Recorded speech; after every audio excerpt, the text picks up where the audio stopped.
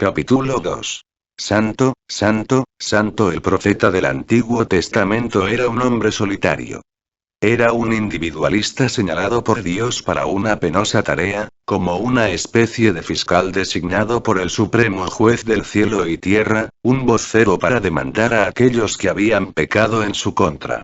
El profeta no era filósofo que escribía para promover discusiones, ni era un libretista que componía dramas para entretener a la gente. Él era mensajero, un heraldo del Rey del Cielo.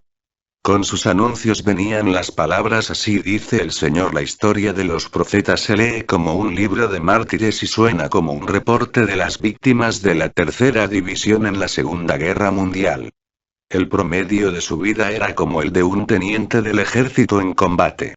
Cuando se dice de Jesús que fue despreciado y desechado entre los hombres, varón de dolores, experimentado en quebrantos, Isaías 53:3, se le hace partícipe de una gran cantidad de hombres a quienes Dios destinó para tal sufrimiento.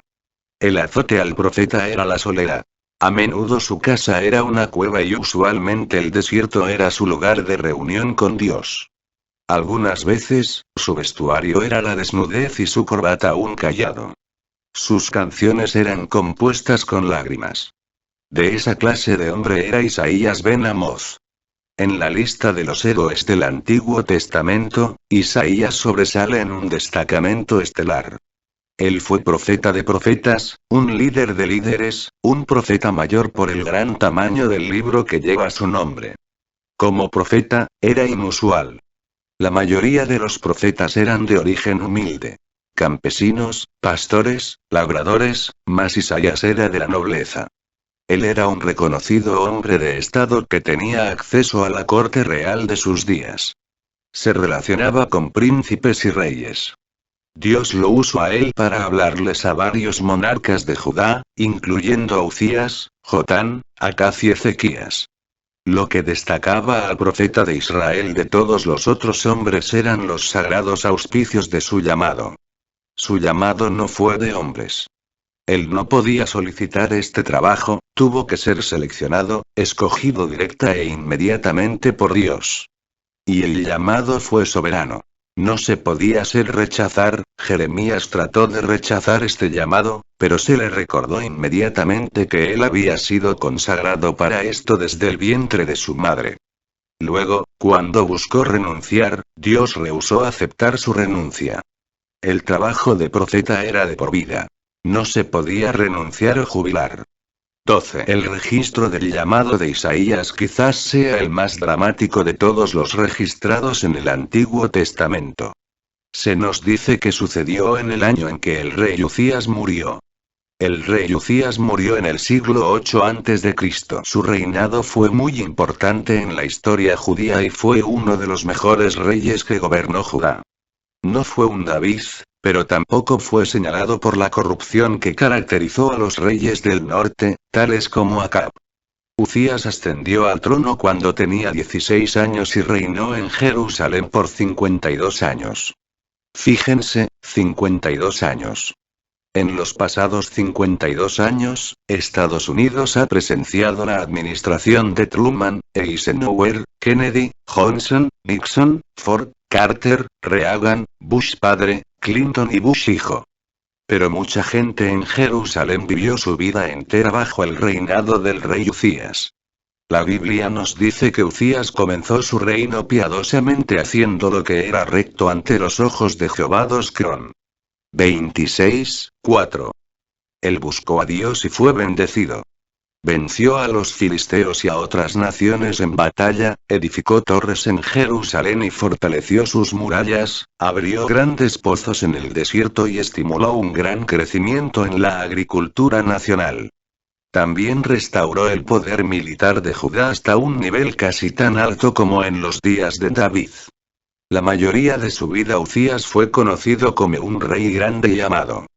Sin embargo, la historia de Uzías terminó tristemente. Sus últimos días fueron como los de los trágicos héroes de Shakespeare. Su carrera se deterioró por el pecado del orgullo después de haber adquirido gran riqueza y poder. Él se sintió Dios. Entró al templo con insolencia y arrogancia, reclamando para sí los derechos que Dios había dado solamente a los sacerdotes. Cuando ellos trataron de detenerlo en su acto sacrílego, Uzías se enfureció. Mientras les gritaba furiosamente, apareció lepra en su frente.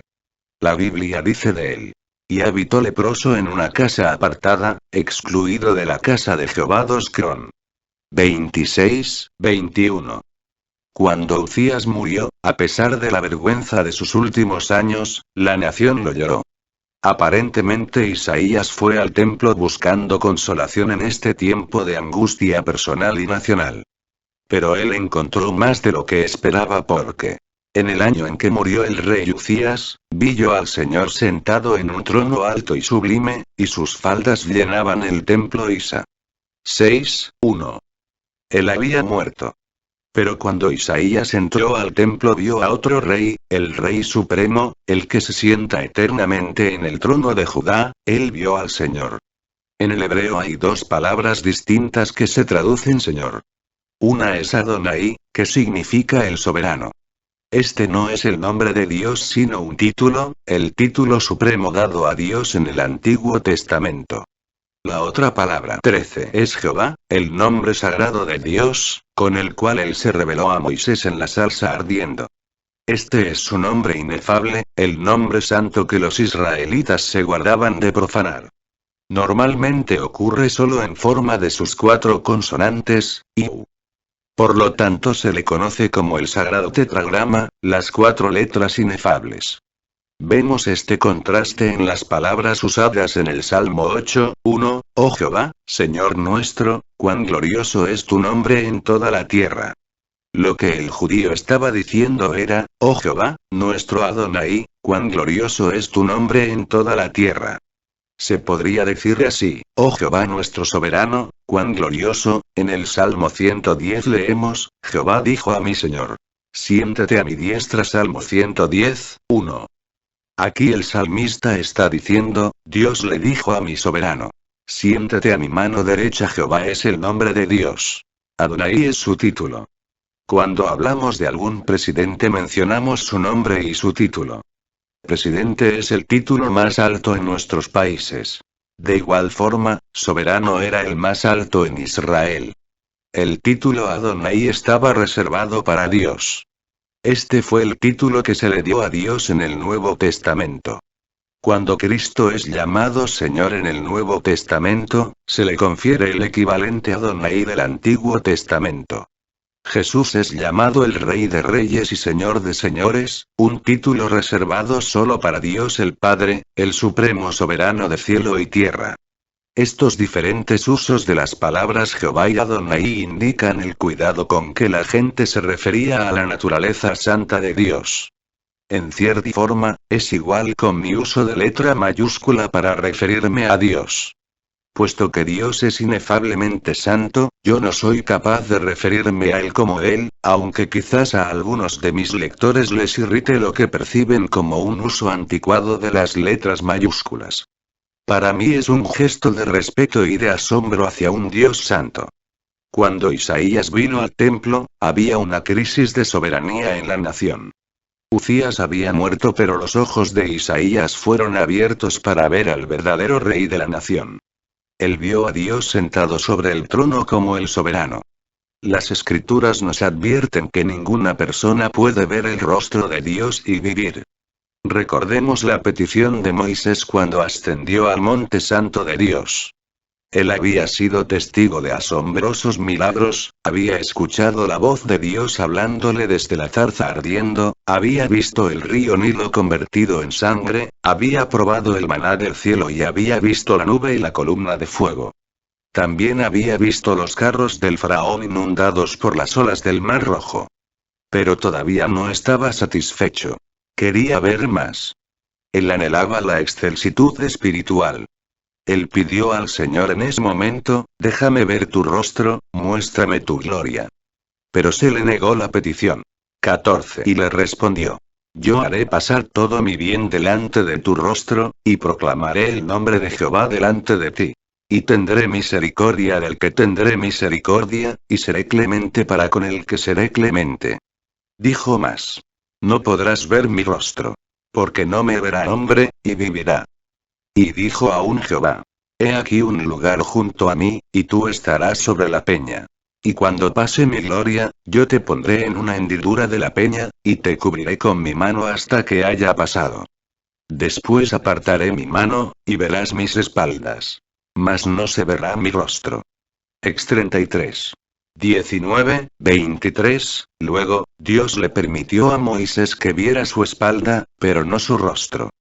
Cuando Moisés regresó del monte, su rostro resplandecía.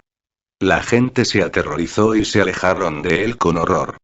El rostro de Moisés era demasiado para poder mirarlo. Así que Moisés se puso un velo sobre su rostro para que la gente pudiera acercársele.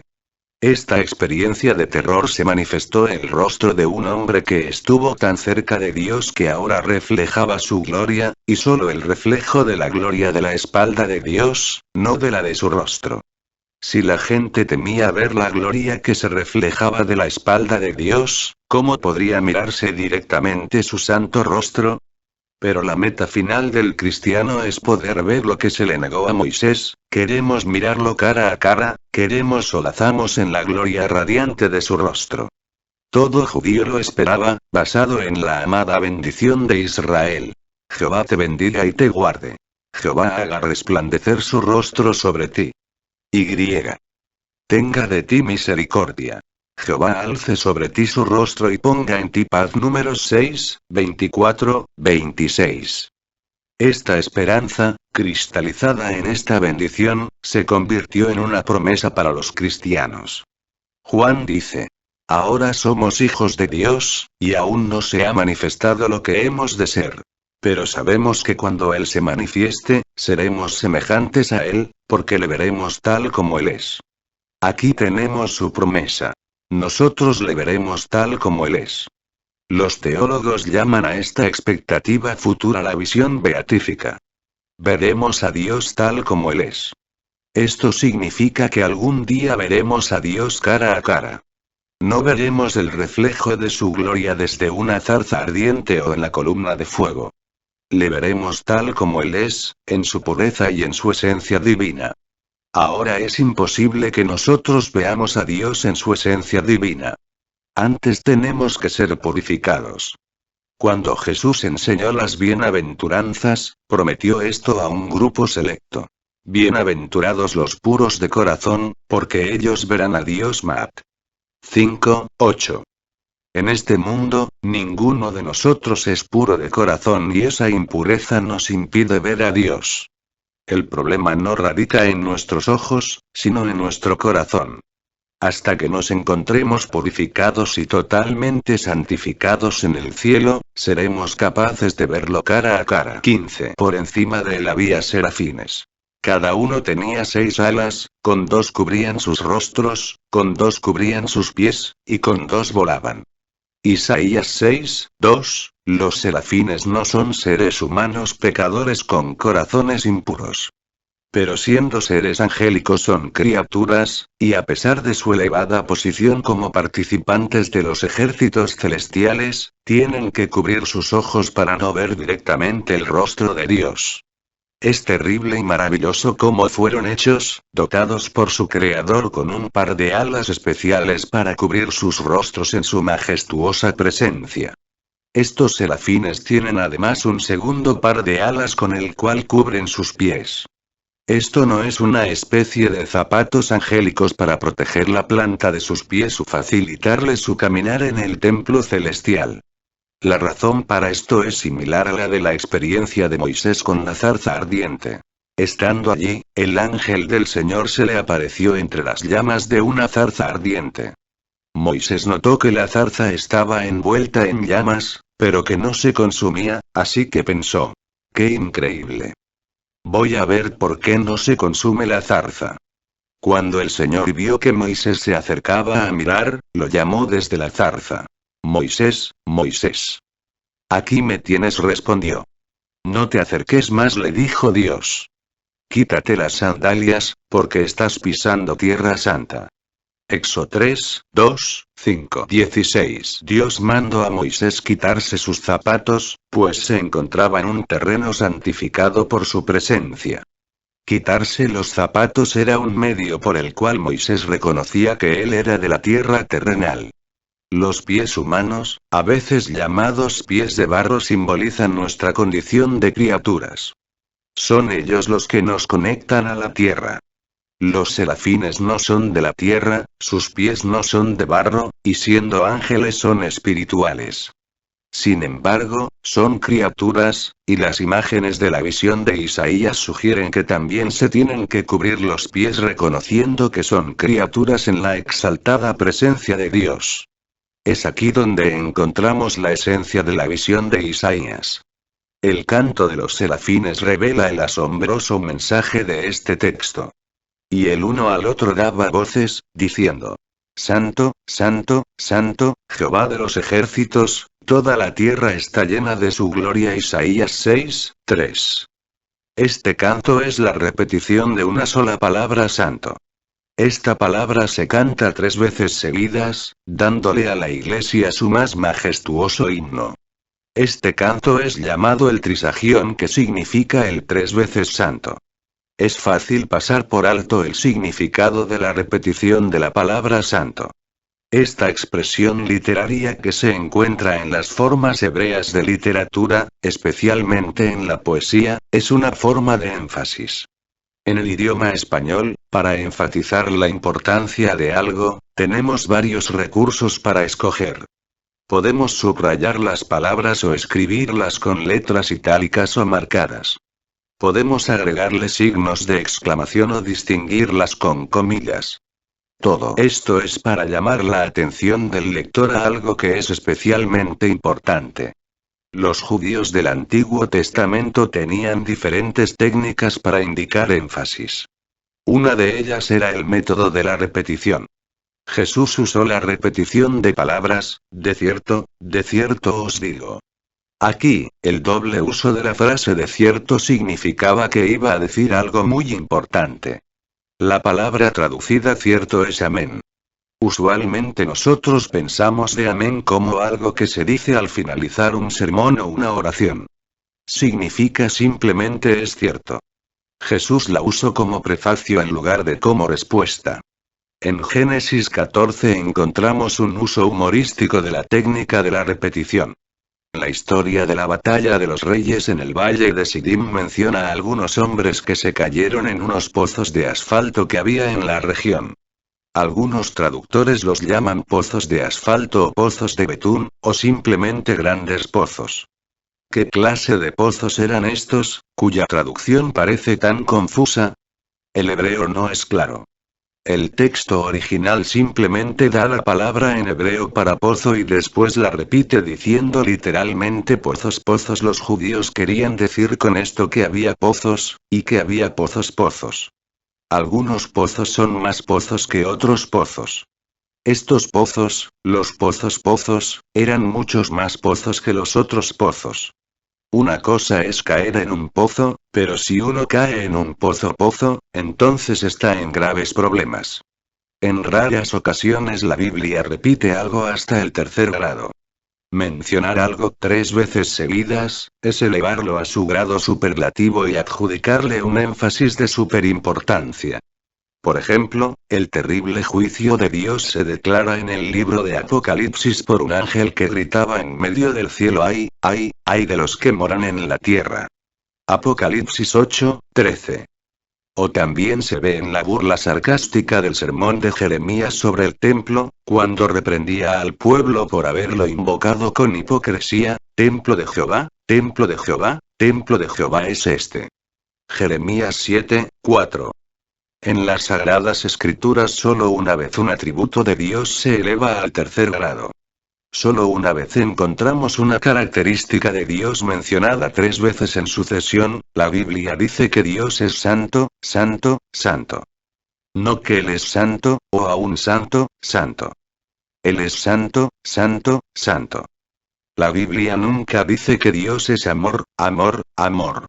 O misericordia, misericordia, misericordia. O ira, ira, ira. Oh justicia, justicia, justicia. Dice que Él es santo, santo, santo. Que toda la tierra está llena de su gloria, y los quiciales de las puertas se estremecieron con la voz del que clamaba, y la casa se llenó de humo. Isaías 6:4, una encuesta reciente sobre gente que solía ser miembro de una iglesia y dejó de asistir, revela que la razón principal de su alejamiento es que encontraban la 17 iglesia aburrida. Es difícil para mucha gente encontrar en la adoración una experiencia emocionante y conmovedora. Vemos aquí que cuando Dios se apareció en el templo, las puertas y los quiciales se estremecieron. La materia muerta de las puertas, los quiciales inanimados, la madera y el metal, que no podían oír ni hablar, tuvieron el buen juicio de estremecerse por la presencia de Dios. Literalmente el texto dice que fueron sacudidas. Comenzaron a temblar ante él. ¡Ay de mí! Que soy muerto. Porque siendo hombre inmundo de labios y habitando en medio de pueblo que tiene labios mudos, han visto mis ojos al Rey, Jehová de los ejércitos. Isaías 6:5, las puertas del templo no fueron lo único que se conmovió.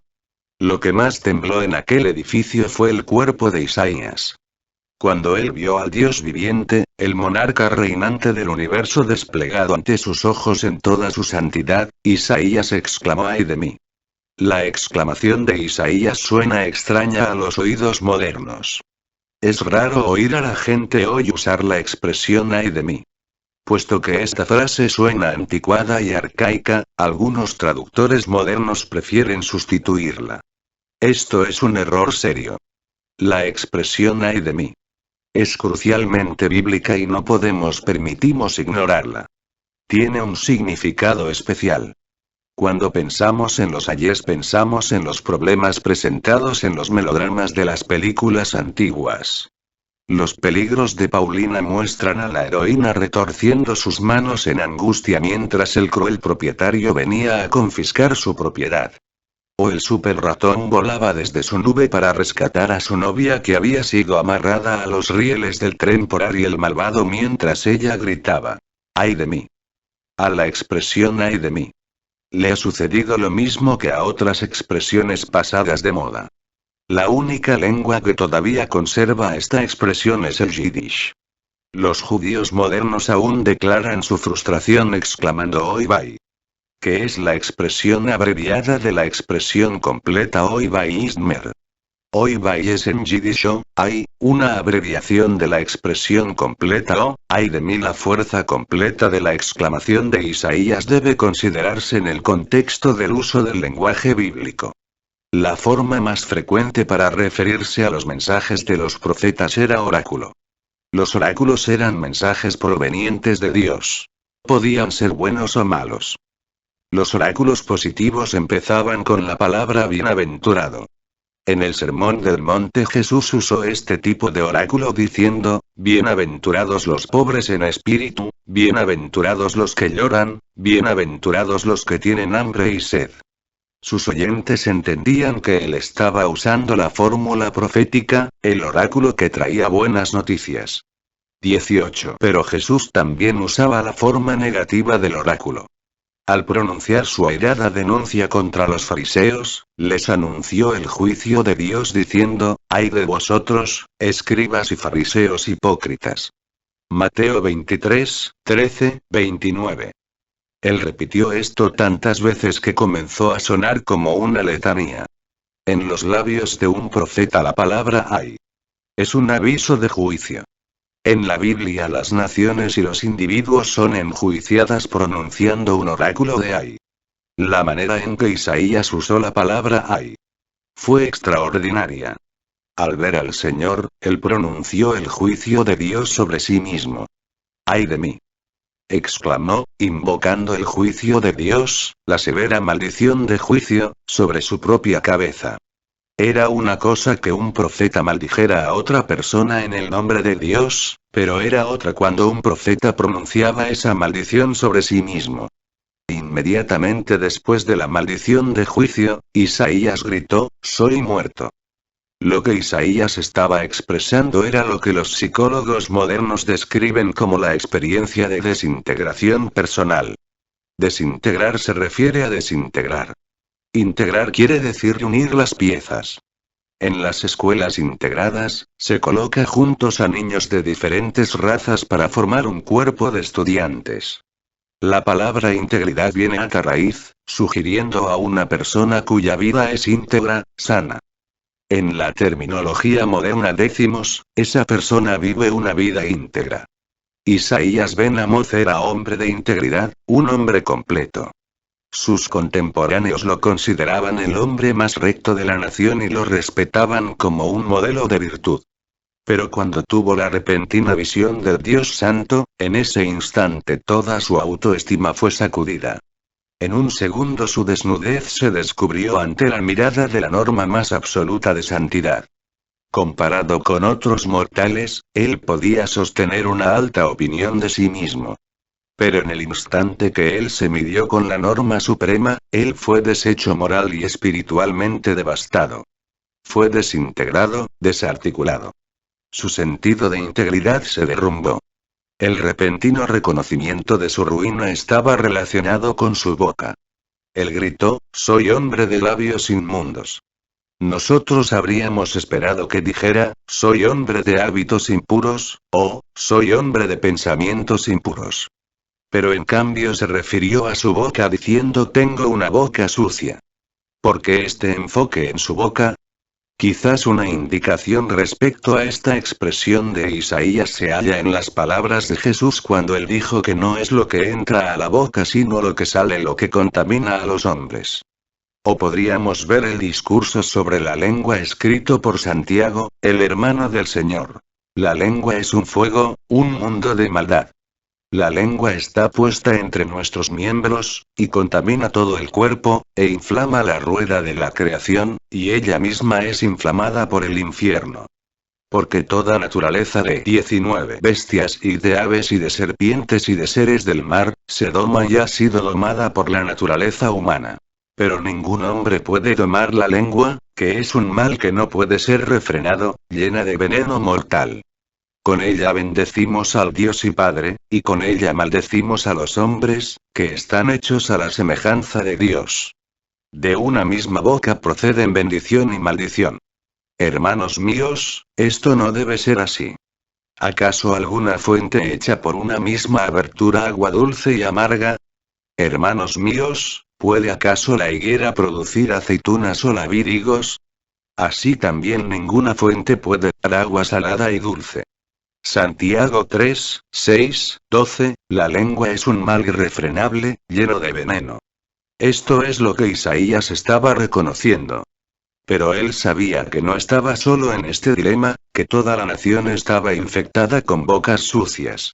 Yo vivo en medio de gente de labios inmundos. En un momento Isaías tuvo un entendimiento nuevo y radical del pecado. Él vio que era invasivo en sí mismo y en todos los demás. En un sentido, nosotros somos afortunados en que Dios no se nos aparezca como hizo a Isaías. ¿Quién podría soportarlo?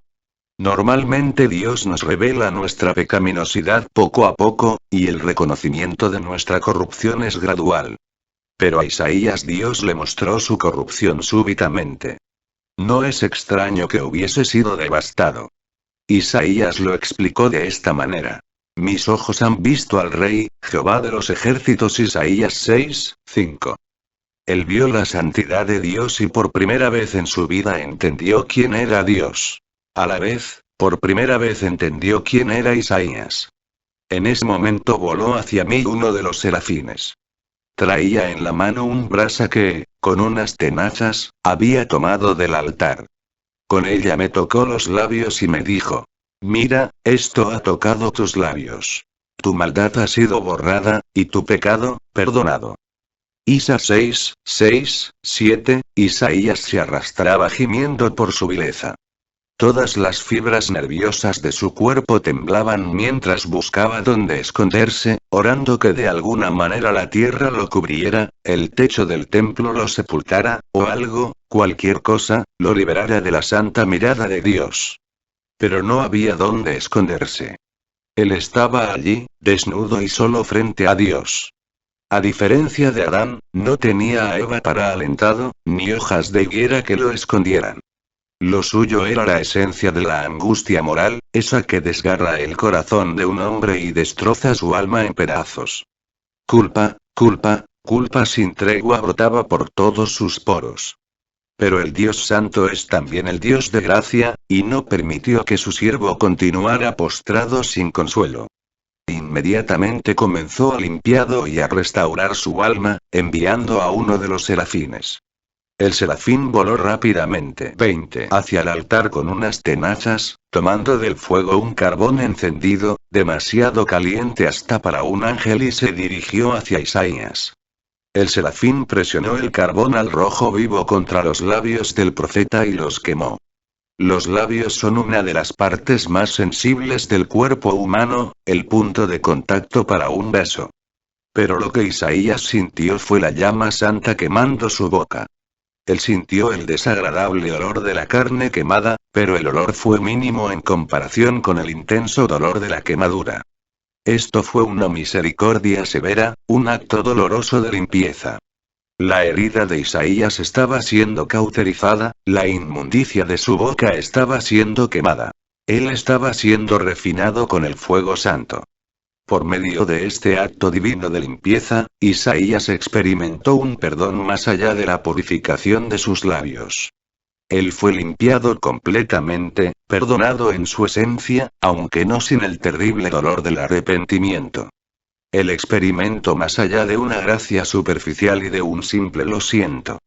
Él lamentó su pecado, abrumado con angustia moral, y Dios envió un ángel para sanarlo. Su pecado fue perdonado, y su dignidad permaneció intacta. La convicción que él sintió fue constructiva, no fue un castigo cruel e inusual.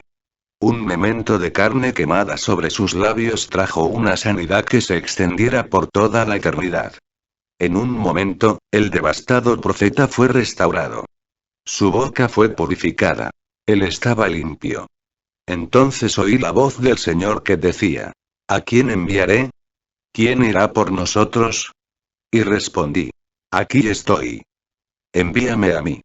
Isaías 6:8, la visión de Isaías adquirió una nueva dimensión. Hasta entonces él había visto la gloria de Dios, había oído el canto de los serafines, había sentido el carbón ardiente sobre sus labios, pero ahora por primera vez escuchaba la voz de Dios. De repente, los ángeles callaron y la voz que la escritura describe como el estruendo de muchas aguas resonó en todo el templo. Aquella voz hizo eco con las agudas preguntas: ¿A quién enviaré y quién irá por nosotros? Aquí vemos un patrón que se ha repetido en la historia. Cuando Dios se aparece, la gente tiembla con terror, luego Dios perdona y sana, para después enviar. El patrón que es el quebrantamiento precede a la misión. Cuando Dios preguntó, ¿a quién enviaré? Isaías entendió la fuerza de esa palabra. Ser enviado significaba funcionar como un emisario de Dios, ser vocero de la deidad. En el Nuevo Testamento la palabra apóstol significa enviado. La contraparte al apóstol en el Antiguo Testamento era el profeta. Dios buscaba un voluntario que entrara al solitario y arduo oficio de profeta. Fíjese en la respuesta de Isaías: heme aquí, envíame a mí. Hay una diferencia crucial entre decir, heme aquí y decir, aquí estoy. Si hubiese 21 dicho aquí estoy, simplemente hubiera indicado su localización. Pero él le estaba indicando a Dios algo más que su ubicación, y al decirle heme aquí estaba dando un paso al frente como voluntario. Su respuesta fue simplemente yo iré. No busques más, envíame a mí. Hay dos cosas importantes en la respuesta de Isaías. La primera es que a él no le sucedió como a Humpty Dumpty en aquel canto infantil donde el señor Dumpty se cayó trágicamente porque nadie en el reino pudo construirlo. Pero aunque Dumpty no era más frágil que Isaías quien se deshizo como huevo que cae al suelo, la diferencia está en que Dios tomó a este hombre destruido y después lo envió al ministerio. Él tomó a un pecador y lo hizo un profeta. Tomó a un hombre cuya boca era sucia y lo hizo su vocero. La segunda cosa importante que aprendemos de este evento es que la obra de gracia de Dios sobre el alma de Isaías no aniquiló su identidad personal. Isaías dijo: heme aquí. Isaías podía aún hablar en términos de su propio ser. Él conservó su identidad y personalidad. Sin tratar de destruir el yo, como reclaman algunos que distorsionan el cristianismo, Dios redime la individualidad. Él sana la individualidad para que pueda ser útil y realizarse en la misión para la cual la persona es llamada. La personalidad de Isaías fue completamente reconstruida, no aniquilada. Al salir del templo, él seguía siendo Isaías ben Amoz. Seguía siendo la misma persona, pero con su boca limpia. Los ministros no son dignos de su llamado. Todos los predicadores son vulnerables a la acusación de hipocresía. De hecho, mientras más fieles son los predicadores a la palabra de Dios en su predicación, más expuestos están al cargo de hipocresía. ¿Por qué?